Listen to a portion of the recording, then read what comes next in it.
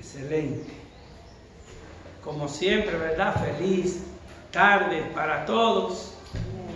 Hoy vamos a estar un poquito más calientitos, ¿verdad? Porque los abanicos están apagaditos. Vamos a nuestra Biblia, ¿verdad? Que la tienen todos, a Juan, el Evangelio de Juan, capítulo 9. Vayan allá, ese mismo libro amarillo que ustedes tienen. Vayan al capítulo número 12 y vamos a continuar con nuestro estudio expositivo, ¿verdad? Del Evangelio de Juan. Hoy estaremos observando una porción desde el capítulo 37 hasta el 50. Si lo tienen todos, pues iniciamos la porción. Evangelio de Juan, capítulo 12, versículo del 37 hasta el 50. Dice así la palabra de Dios. Pero a pesar de que había hecho tantas señales delante de ellos, no creían en él, para que se cumpliese la palabra del profeta Isaías, que dijo: ¿quién ha creído en nuestro anuncio? ¿Y a quién se ha revelado el brazo del Señor?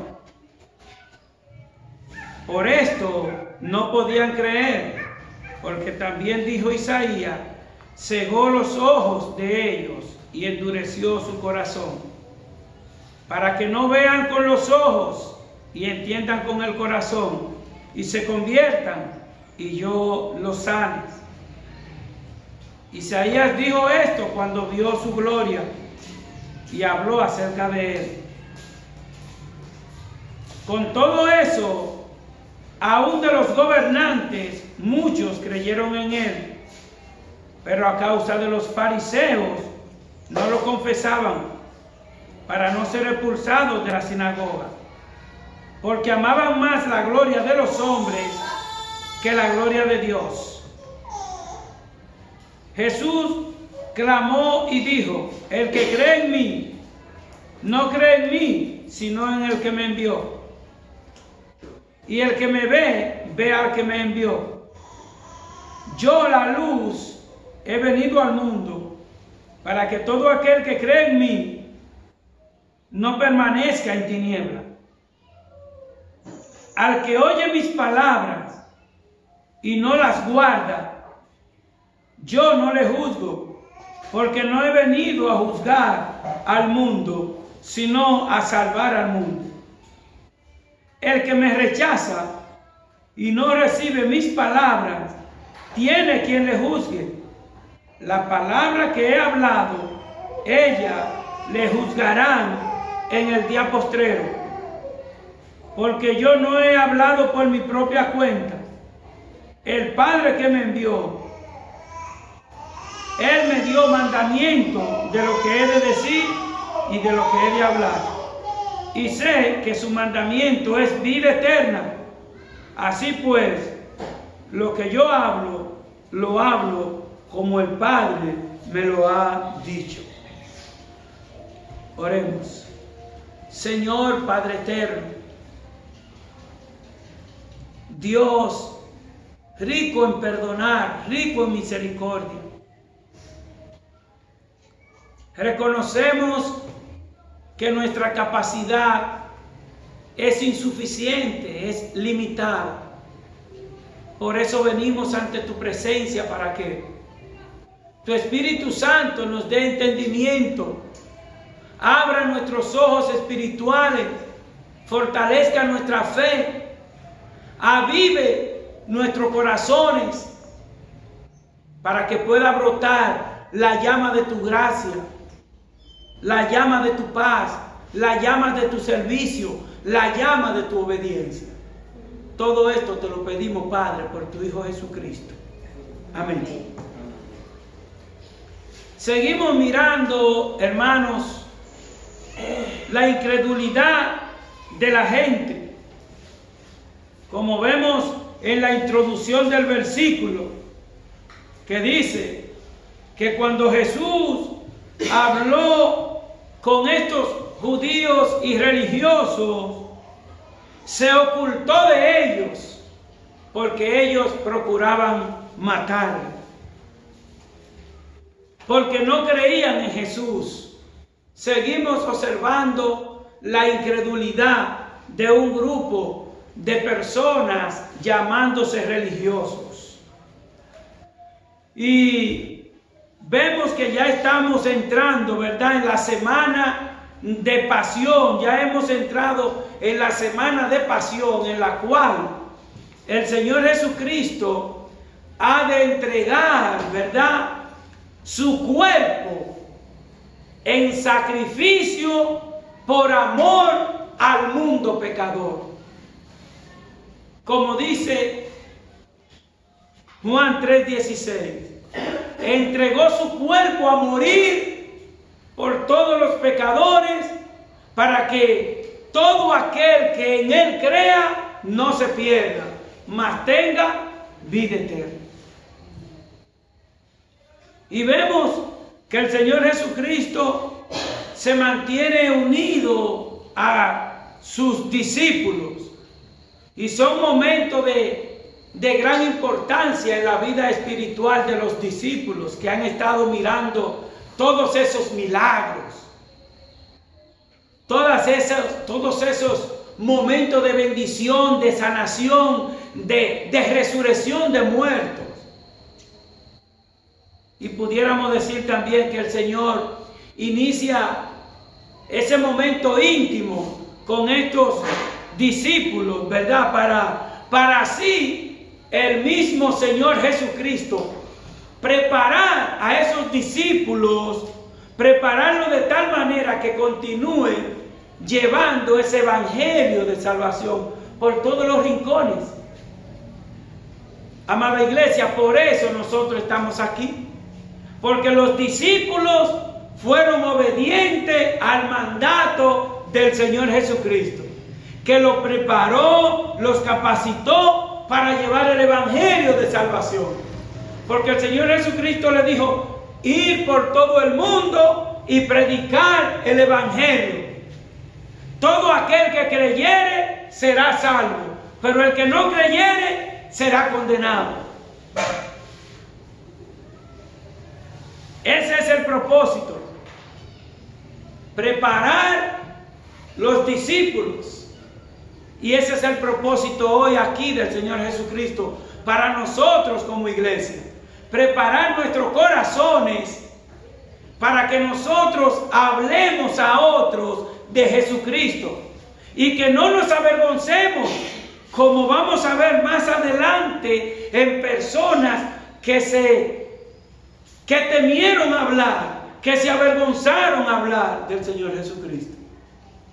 Y ese es el propósito: predicar a los incrédulos. El Señor Jesucristo en aquellos tiempos le predicaba a aquellos grandes religiosos que se creían que estaban haciendo todo bien. Pero ningún ser humano puede hacer nada bueno si Jesucristo no está dirigiendo su vida. De manera que la incredulidad de aquellos judíos y religiosos es la misma incredulidad que vemos hoy en muchas personas, rechazando el evangelio, rechazando recibir a Cristo como su Salvador. Pero lastimosamente, estas señales que vieron los judíos, estas señales que nosotros conocemos, como el Señor resucita a Lázaro, cómo abre los ojos de los ciegos de nacimiento, cómo sana a los leprosos. Todos estos milagros debió de llevar el corazón de aquella gente a Cristo. Y eso es lo que Cristo también quiere, que nosotros como iglesia miremos, recapacitemos y tengamos un encuentro personal con Cristo cada día. Renovar nuestra fe, renovar nuestro ánimo, pero solo no podemos hacer eso. ¿Por qué? Porque, como decíamos antes, cuando un corazón, hermanos, cuando un corazón está endurecido, es como cuando usted agarra un hierro de eso que le da con un martillo. Así hay corazones que rechazan el Evangelio, que le predican el Evangelio y dan la espalda al Evangelio. Pero ¿qué pasa? Que cuando una persona rehúsa y rehúsa y rehúsa, dice la palabra que el mismo Señor entonces lo deja. Ustedes ven como dice el refrán, una persona dice, lo solté en banda. El Señor no dice lo solté en banda. Lo único que sí, aquel que reniega y reniega, entonces el Señor lo deja tranquilo y que sus consecuencias sean con él. Y la consecuencia del pecado tiene una sola dirección.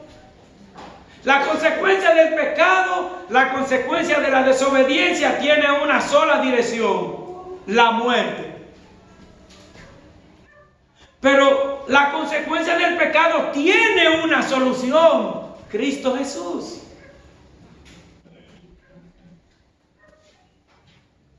Mateo 13:15. Dios le había endurecido el corazón por su rechazo a esa gracia derramada. Lo que el Señor Jesucristo hizo en la cruz del Calvario no fue una cosa pequeña, fue una cosa grande. Fue el pago de la muerte en el infierno de todos los hombres. El Señor vino a eso, a salvar. El Señor vino a eso, a liberar.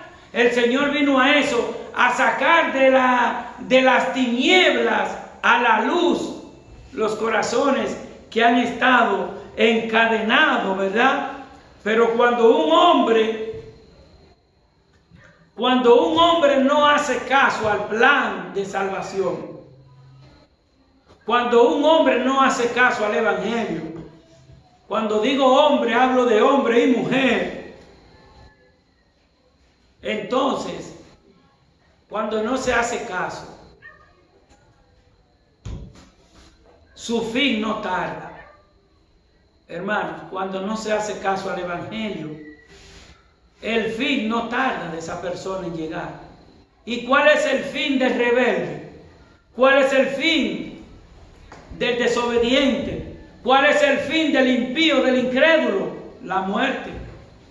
La muerte por desobedecer. Y por eso que el Señor quiere que el impío se arrepienta.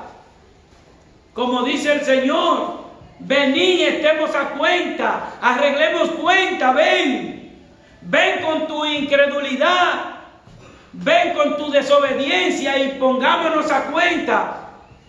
¿Y cómo un ser humano puede ponerse a cuenta con un Dios tan grande, poderoso y eterno? ¿Cómo puede ponerse un hombre a cuenta con Dios? Cuando se humilla ante el Señor Jesucristo. Él dice que Él jamás desechará un corazón arrepentido. Amén. Eso es maravilloso, ¿eh? ¿Qué ser humano puede decirle algo así? Un ser humano puede decirte, yo te perdono, pero yo voy a dejar eso así, pero el Señor perdona sin pero. El Señor te recibe sin pero. El Señor te transforma sin pero. Pero hay que venir a los pies de Cristo. Porque si yo no vengo a pedirle a la fuente de luz, yo voy a vivir en oscuridad. Cristo es la fuente de luz de nuestro pensamiento. Vemos que de paso la incredulidad de estos judíos no fue de sorpresa para el Señor, como la incredulidad de muchas personas que andan caminando en la calle. No es de sorpresa para el Señor la incredulidad de cualquier persona en esta comunidad, de cualquier persona en el mundo. No es de sorpresa. ¿Por qué? La palabra de Dios dice en Jeremías 17:9: ¿quién conocerá el corazón del hombre? Engañoso es el corazón del hombre. ¿Quién lo conoce? ¿El otro hombre conoce el corazón? No. Un hombre engaña a otro y después dice: ay, me engañó. Pero el Señor sí conoce el corazón de Modesto y el corazón tuyo. Engañoso es el corazón más que todas las cosas. ¿Quién lo conocerá? Yo, Jehová, que escudriño la mente y pruebo los corazones para dar a cada quien según su palabra, según sus hechos, según sus actuaciones, según sus caminos. No fue sorpresa la incredulidad. Pero gracias al Señor, como dijimos antes, que esa incredulidad no abarcaba a todos. No abarcaba a todos esa incredulidad. Porque el apóstol Juan indica que algunos gobernantes sí creyeron. Algunos gobernantes poderosos dijeron: ese es el Salvador, ese es el Cristo. Así lo dice en el verso número 42 que ustedes tienen ahí, del capítulo 12. El versículo 42 dice: así lo dice, con todo eso, aún de los gobernantes, muchos creyeron en él, pero a causa de los fariseos no lo confesaban, para no ser expulsados de la sinagoga. Muchos creyeron en Cristo, pero no lo confesaban con su boca. Tenían temor, tenían vergüenza. Y el Señor Jesucristo dice que no se puede tener vergüenza para hablar de Él. Porque si nos avergonzamos de hablar de Cristo, si nos avergonzamos de hablar de Cristo, seguro que no nos vamos a avergonzar de hablar de otras cosas, ¿sí o no? Mejor avergoncémonos de hablar de cualquier cosa menos de Cristo. A ese es que nosotros venimos a pedirle y Él está dispuesto a darnos, pero Él quiere que seamos sinceros.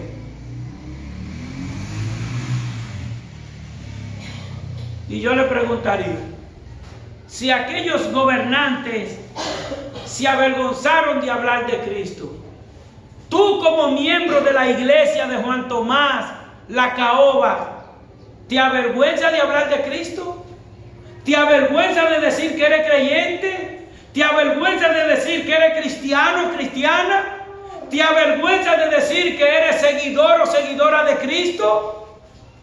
No, no podemos avergonzarnos de nuestro Dios. Él no se avergonzó cuando estaba de tal manera sangrando. No se avergonzó y dijo: no, yo no voy a aguantar esto por esta gente. Ellos no se lo merecen. Él no dijo eso. Él padeció y sufrió para que tú y yo no nos avergoncemos. ¿Por qué? Porque el que se avergüenza de Cristo tiene consecuencias. No lo digo yo, lo dice el mismo Señor Jesucristo en su palabra. El que se avergüence de hablar de Él. Vamos a ver qué dice el Señor Jesucristo. El Señor Jesús declaró que Él mismo negaría, el mismo Señor Jesucristo negaría a cualquier persona en el mundo que le negara. Él lo negaría delante de su Padre a todos aquellos que le negaren a Él delante de los hombres. Si yo me avergüenzo delante de ustedes de hablar de Cristo, Cristo se va a avergonzar de mí delante del Padre eterno. ¿Estamos entendiendo eso? Mañana, cuando tú le digas Dios te bendiga a alguien, que Él te diga, ¿y qué es lo que tú me dices? ¿Tú eres, te metiste a religioso? Sí, yo sigo a Cristo. Yo sigo a Cristo. Porque el que no sigue a Cristo, entonces hay dos a cuales se siguen. El que no sigue a Cristo, ¿a quién sigue? Al adversario de Cristo. O sigue al mundo, o sigue la carne, o sigue el otro que sabemos que es el mismo diablo. ¿Por qué el Señor nos dice esto? Porque un verdadero discípulo manifiesta su fe. Un seguidor de Cristo manifiesta su fe, esté lloviendo, esté haciendo sol, haya hambre, haya 5 pesos, hayan 20 pesos. Siempre manifiesta la fe y la esperanza en su Señor. ¿Por qué? Porque entre esos gobernantes, como ya ustedes saben, se encontraba Nicodemos, se encontraban otros que en un principio le servían al Señor Jesucristo como medio de lejito, como escondida, para que no vean que son cristianos. Yo no puedo esconder que soy cristiano, porque si escondo que soy cristiano, actuaré como mundano. Con eso es que se esconde el cristianismo. Si yo quiero esconder mi forma de vida cristiana, yo lo voy a esconder con un poco de la vida mundana. Y de eso que el Señor quiere que nosotros estemos conscientes de que esa no es la manera en la que Él quiere que nosotros, ¿verdad?, vivamos. De manera que Dios quiere saber si tú que estás aquí estás dispuesto, dispuesta a hacer lo mismo que hizo Nicodemo, siendo un gran líder, que antes vino de noche, pero ya luego estaba a la luz pública, que no le importaba que entendiesen que él era un seguidor de Cristo. Y eso es lo que el Señor quiere, que nosotros no nos avergoncemos. El apóstol Juan dice aquí en el verso siguiente que muchos habían creído, aún de los gobernantes, pero ellos habían creído, pero no querían darlo a conocer a la luz pública. Y cuando Cristo entra en el corazón de un ser humano, ese corazón tiene que hablar de verdad, tiene que hablar de justicia, tiene que hablar de perdón, tiene que hablar de misericordia. Y por eso es que se nota la diferencia cuando una persona viene a Cristo y cuando una persona está sin Cristo. Porque el que está en Cristo, nueva criatura es. Las cosas viejas pasaron. El odio pasó. El orgullo pasó. La arrogancia pasó. La desesperación pasó. El afanarse pasó. La palabra dice: por nada estéis afanoso. El creyente fiel en Cristo no se afana por un problema. Le lleva el problema a Cristo. El creyente fiel no se afana porque no hay comida. Clama al Dios que suple todo. Es así, eso es lo que Él quiere, ¿verdad? Dice claramente el verso 42. El 43 dice claramente que ellos no hablaban de Cristo Jesús porque amaban más la gloria de los hombres que la gloria de Dios. Amados hermanos, eso pasa. Lastimosamente eso pasa.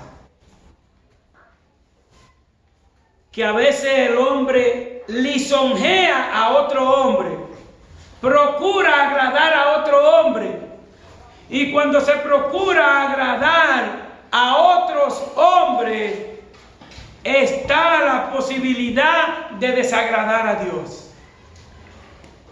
Porque hay momentos que para agradar a un hombre, para agradar a otro, o hay que lisonjarle, o hay que tumbarle polvo, o hay que hablar mentira, o hay que ir a sitios donde Dios no le agrada.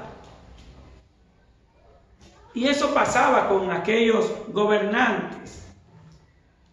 Ellos querían mantener su estatus.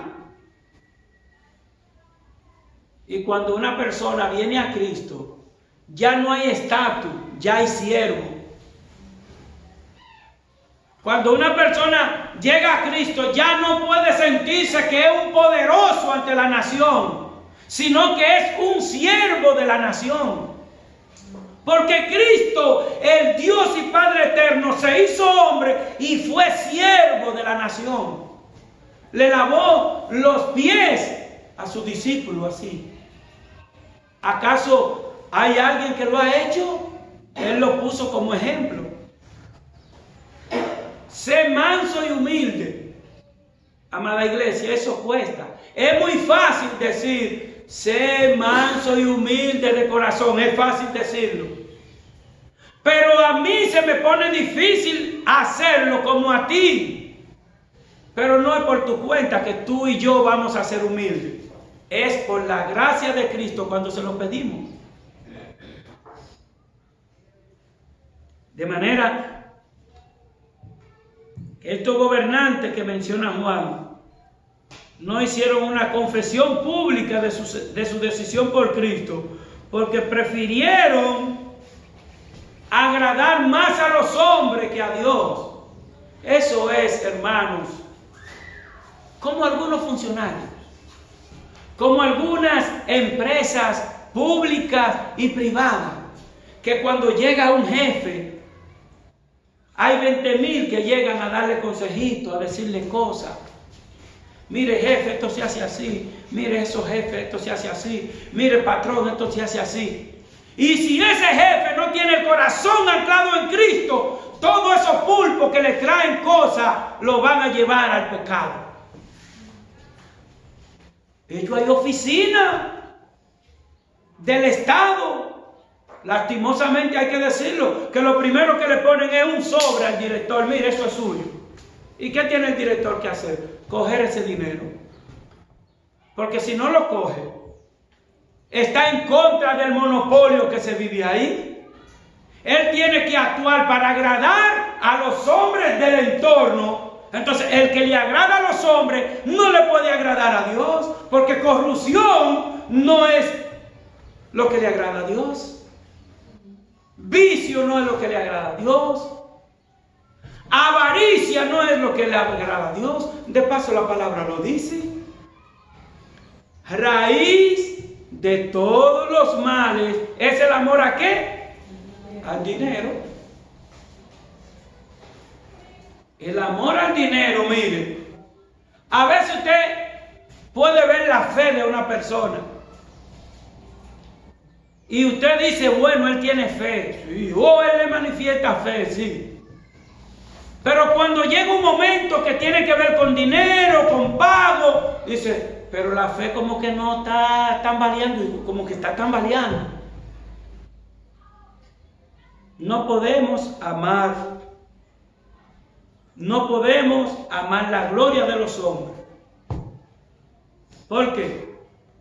Porque cuando nos enfocamos en agradar a los hombres, caemos entonces en la trampa. Caemos en la trampa. Y cuando decimos hombre, no importa que sea mi mamá, no importa que sea mi papá, mi tío o mi mujer. No nacimos para agradar a los hombres, sino primero a Dios. Porque cuando agradamos a Dios, vamos a ser bien útil a nuestras esposas, a nuestros esposos y a nuestros hijos. Pero sin agradar a Cristo, no vamos a agradar bien a nadie. No, no importa que sea mi esposa. Sin Cristo la voy a amar de la manera humana. Y todo lo humano ha de perecer, dice la palabra. Pero lo espiritual permanece. Esto lleva al hombre a esa trampa. Y si vemos en el versículo 44, ¿verdad?, de este mismo capítulo, podemos ver los privilegios de los que creen. ¿Cuál es el privilegio? Uno de los privilegios de los que creen en Cristo. Mantener esa relación íntima con el Padre, ese cuidado íntimo con el Padre. Nada más tenemos que pensar cuando un bebé está agarrado de mano, lleva el padre un bebé y lo carga y lo añoña. Esa intimidad es la que Dios demanda de un creyente fiel. Esa seguridad la tendrá con Cristo. Dice el texto en el verso 44, Jesús clamó y dijo, el que cree en mí, no cree en mí, sino en el que me envió. ¿Qué pasó? Que el Señor Jesús estableció que Él era el camino, que Él es el camino hacia el Padre. El que cree en mí, no cree en mí, cree en el Padre eterno. Y ellos son lo mismo. Por eso dice Juan 14:6. Yo soy el camino, dice Jesucristo. Yo soy la verdad y yo soy la vida. Y lo seguiremos diciendo hasta que Cristo venga, para que ningún ser humano crea que puede tener acceso al cielo, que puede decir que ama a Dios, si primero no comienza a trazar el camino, no comienza a tener esa relación con el camino. Yo no puedo llegar a Bonao si yo no cojo la ruta de Bonao. Pues yo no puedo llegar al Padre eterno si yo no comienzo a caminar con Cristo.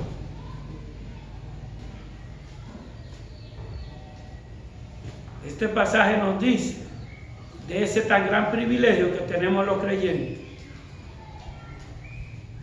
para no andar en la tiniebla con la que está el mundo. Siempre hablamos cómo anda el mundo, cómo anda la noticia, la inseguridad, la desesperación, la ambición, el robo, la maldad, porque viven en tinieblas, aunque sea las 2 de la tarde, viven en tinieblas. De manera, hermanos, que el mismo Señor Jesucristo mandó a sus hijos, a sus siervos, a sus servidores, y hoy nos manda a nosotros a que andemos en esa luz, a que andemos en esa luz. El mundo está lleno de oscuridad, pero ¿dónde comienza esa oscuridad? Aquí, miren, aquí. La oscuridad comienza aquí. No es solamente en los ojos, no. La oscuridad comienza en el pensamiento oscuro. Hay demasiadas personas no videntes